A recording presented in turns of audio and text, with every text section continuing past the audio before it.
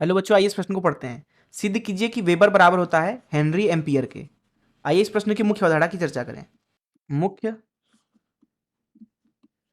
अवधारणा।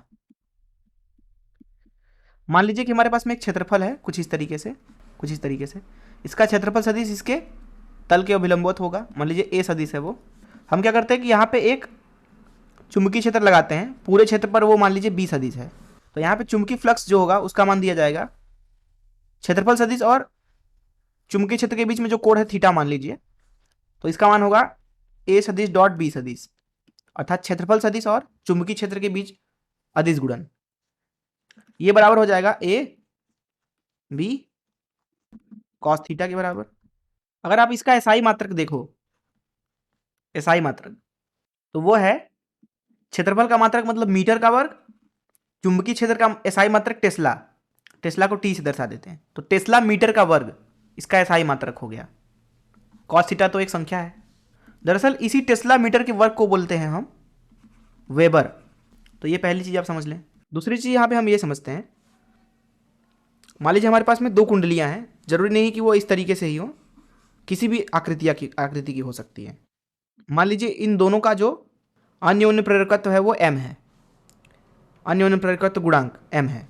और यहाँ पे मान लीजिए जो पहली वाली ये कुंडली है इसके अंदर हम धारा I1 प्रवाहित करते हैं। इसकी वजह से, क्योंकि इसके अंदर चुंबकीय क्षेत्र उत्पन्न होगा कुछ इस तरीके से, मान लीजिए कुछ इस तरीके से, तो होगा ये कि ये जो चुंबकीय क्षेत्र है ये निकल करके इस दूसरी वाली कुंडली में भी जाएगा। मान लीजिए इस चुंबकीय क्षेत्र की वजह से जो दूसरी कुंडली है उसमें चुंबकीय फ्लक्स जो है बी की वजह से मान लीजिए फाई है, बल्कि इसको फाई 2 बोल देते हैं। तो यहाँ पे अन्योन्य प्रेरकत्व का मान दिया जा सकता है m बराबर फाई 2 भागे I1 के बराबर।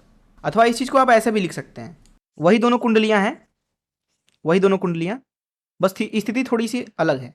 इस बार हम यहाँ पे पहला वाला है, ये दूसरा, इस बार जो दूसरा वाला है उसमें धारा प्रवाहित करते हैं, मान लीजिए I2।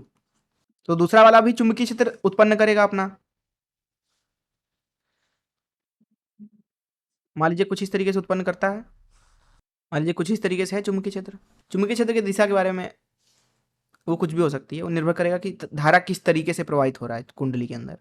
मान लीजिए जो ये दूसरा वाला कुंडली है जो चुंबकीय क्षेत्र उत्पन्न कर रहा है उसकी वजह से इस पहले वाले कुंडली में चुंबकीय फ्लक्स जो है वो φ1 गुजरता है। हमने बस बदलाव किया है यहाँ पे धारा में। पहली स्थिति में हम दे रहे थे पहली वाली कुंडली को धारा, दूसरी स्थिति में दूसरी वाली को दे रहे हैं धारा।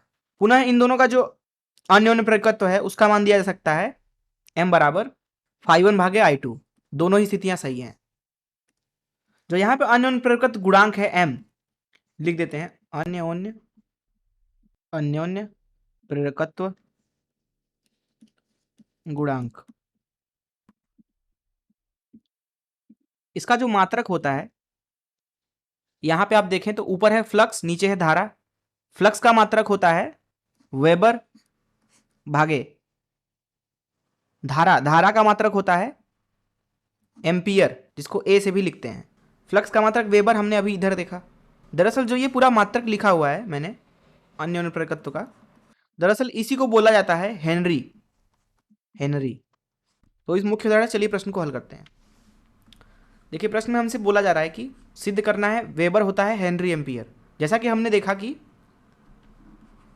जो अन्योन्य प्रेरकत्व गुणांक है उसका मात्रक होता है वेबर प्रति एम्पियर,